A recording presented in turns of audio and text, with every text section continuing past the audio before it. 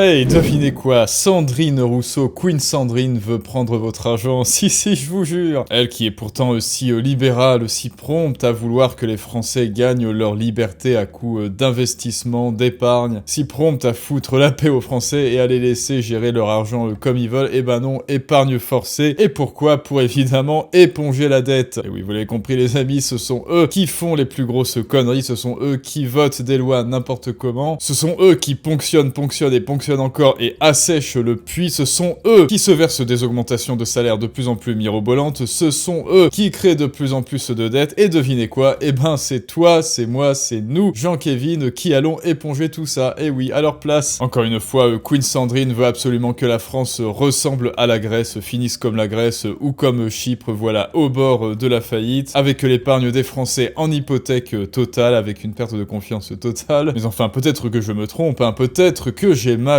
compris, peut-être que en fait elle veut révolutionner le monde de la finance en France. Et bien trêve de bavardage comme d'habitude, analysons son storytelling et on va voir ça ensemble tout de suite. Regarde et qui vous dit Madame Rousseau a déclaré vouloir prendre l'argent des épargnants français pour combler la dette. Comment compte-t-elle s'y prendre?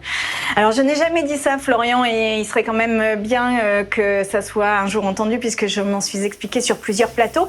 Mais vous savez que quand vous mettez votre argent à la banque ne garde pas votre argent dans un coffre-fort. Elle utilise cet argent pour le placer quelque part.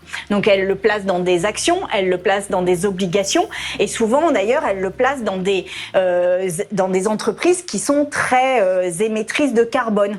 Donc ce que je proposais, c'était que mon Dieu, quasiment le nazisme, hein, comme d'habitude. L'argent des Français qui est placé en banque, eh bien, soit utilisé en partie en soutien à la dette. Mais ça n'est pas prendre votre épargne.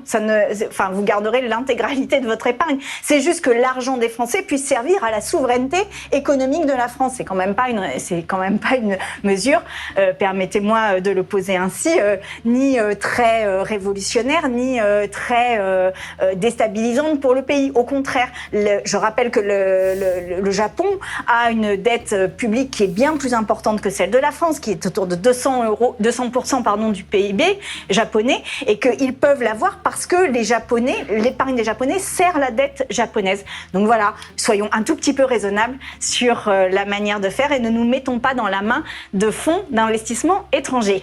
Voilà, génial Queen Sandrine, hein, c'est vous qui avez fait la dette, mais c'est les Français qui vont être endettés avec leur épargne. Alors évidemment, négation des faits, hein, je n'ai jamais dit ça, non, je n'ai jamais dit ça, bah si, justement. Oui, évidemment, les banques investissent votre argent, bien sûr, dans des obligations d'État, mais aussi, surtout, dans des actions, et elles vous reversent un tout petit montant, hein, là, de 3% actuellement, sur votre livret A. Mais maintenant, imaginons que votre argent soit uniquement fait pour financer la dette, et ben, vous pouvez dire au revoir à vos petits 3% du livret A, vous pouvez dire au revoir à votre petite assurance vie qui d'ailleurs est déjà utilisée, hein, pour financer la dette, mais dont les taux et les taxes ont en plus été revus à la baisse, donc vraiment, voilà, on ne veut absolument pas éponger la dette, même si vous le voulez, vous ne pouvez pas. Ensuite, requalification des faits, hein, ça n'est pas pour prendre l'argent des Français, c'est pour que l'argent des Français serve à la souveraineté économique de la France. Bah oui, mais c'est ça en fait, ça veut dire on va prendre votre argent, on va la mettre dans des obligations d'État, et vous,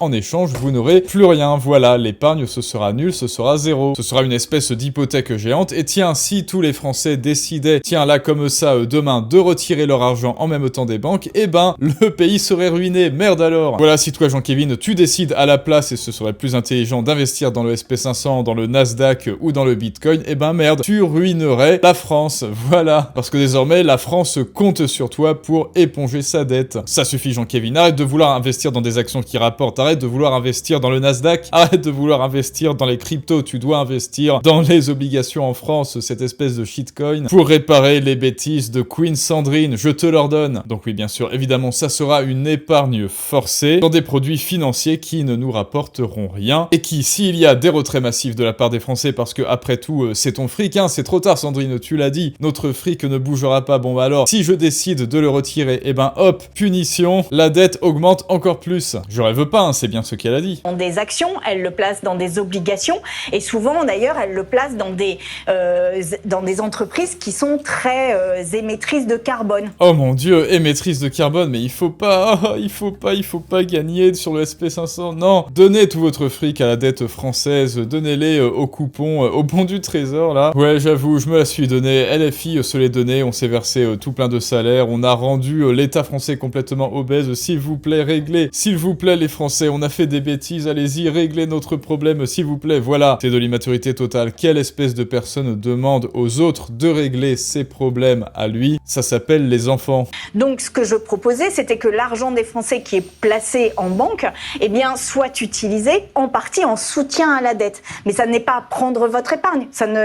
Vous garderez l'intégralité de votre épargne. Bah si tu prendras mon épargne, tu m'obligeras à financer justement les obligations françaises, alors que moi, je vais investir dans des ETF qui rapportent. Donc oui, Queen Sandrine, tu me souris tout en me mettant le couteau sous la gorge. Un narratif aussi sanglant que la couleur de ta veste, et moi je vais t'en mettre une de veste à Fouera, voilà. Juste que l'argent des Français puisse servir à la souveraineté économique de la France. C'est quand même pas une mesure, permettez-moi de le poser ainsi, ni très révolutionnaire, ni très déstabilisante pour le pays. Mais est-ce que vous savez au juste là ce qu'elle nous propose comme scénario? Eh ben oui, c'est le scénario de la Grèce. Le scénario de la Grèce en 2012 où les banques ont contraint justement les épargnants à financer massivement la dette. Et quand il y a eu une restructuration de la dette, devinez quoi? Oh, le pays s'est écroulé, merde alors! À moins que ce qu'elle nous propose, c'était le scénario à Chypre, avec cette décision de ponction massive des épargnants, hop, ce qui a entraîné une fuite des capitaux. Ah tiens, moi, le pays, Chypre, allez hop, je me lève et tiens, je vais ponctionner les épargnants, voilà, j'ai trop de dettes, je vais vous ponctionner. Oh bah merde alors, après cette décision, tout le monde a retiré ses capitaux, mais où est-ce que c'est passé? Où est passé l'argent, zut? Ce qui a entraîné un gel des banques, et voilà, c'est ce que veut Sandrine Rousseau, très certainement in fine. Aucune liberté financière, voilà, tu es pieds et poings liés, et tu n'auras pas ton mot à dire, Jean-Kévin. C'est pour ça d'ailleurs que je te le répète, il faut absolument que tu prennes la parole. Si tu ne prends pas la parole, si tu n'imposes pas tes idées, les autres décideront à ta place, le feront à ta place et décideront du futur à ta place. Sandrine Rousseau décidera de ton futur à ta place, et c'est pour ça qu'il y a la masterclass Fais-toi comprendre en description si tu ne l'as pas encore vue. D'ailleurs, n'hésitez pas comme d'habitude à liker et à vous abonner. Plus on sera d'abonnés, plus Sandrine Rousseau sera en sueur, et je vous garantis qu'elle ne touchera pas à vos capitaux, et ça c'est bien quand même. Donc, ce que nous propose Sardine, c'est plus aucune liberté, plus aucune marge de manœuvre pour utiliser votre épargne, 0% de rendement, plus de rendement, voilà,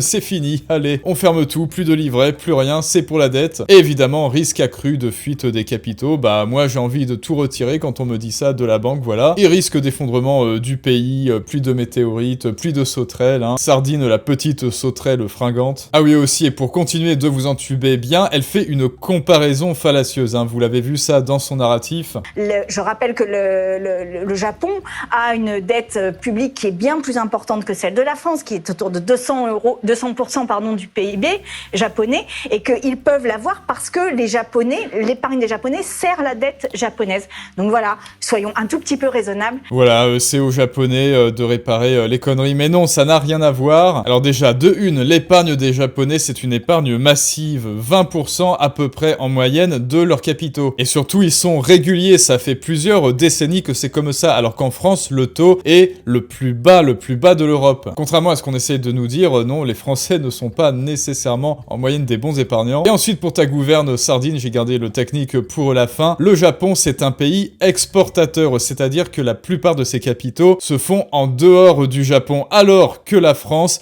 a un déficit commercial absolument morbide. Déficit commercial aussi morbide que son État, qui lui est en obésité morbide. Et bien justement, la France a une dette qui est beaucoup plus risquée. Et le taux de la dette est plus élevé aussi, 40 milliards juste pour les taux. Plus de risques, on n'a pas de triple A. Moi, si tu veux, je mets all-in sur le Japon et 0 sur la France, en fait. Juste en termes de dette, moi, je te finance le Japon quand tu veux. Ensuite, et ça, tu ne le sais peut-être pas aussi, le Japon a sa propre banque, la banque du Japon, qui rachète la dette, justement. Ils sont souverains de leur dette totalement. Nous, on est souverains de rien du tout. C'est l'Europe qui nous enfile par derrière sans vaseline. C'est la BCE qui nous enfile quand elle veut. On n'a aucune souveraineté dans notre dette. Et ensuite, il y a la confiance aussi, Sardine. Et oui, les Japonais ont confiance en l'État. Ils ont confiance en la gestion de leur dette. Moi, j'ai aucune confiance en toi, Sardine, je te le dis. J'ai aucune confiance en les députés, en les sénateurs. J'ai aucune confiance en Macron. J'ai aucune confiance en la BCE. Je n'ai aucune confiance en la manière dont l'État français gérerait mon argent à ma place. Donc vous non plus, ne vous laissez pas faire. Laissez le minimum sur votre livret A. Ceci n'est pas un conseil en investissement, bien sûr. Investissez dans des choses qui rapportent. forte, SP500, Nasdaq. Effectivement, crypto-monnaie, mais surtout,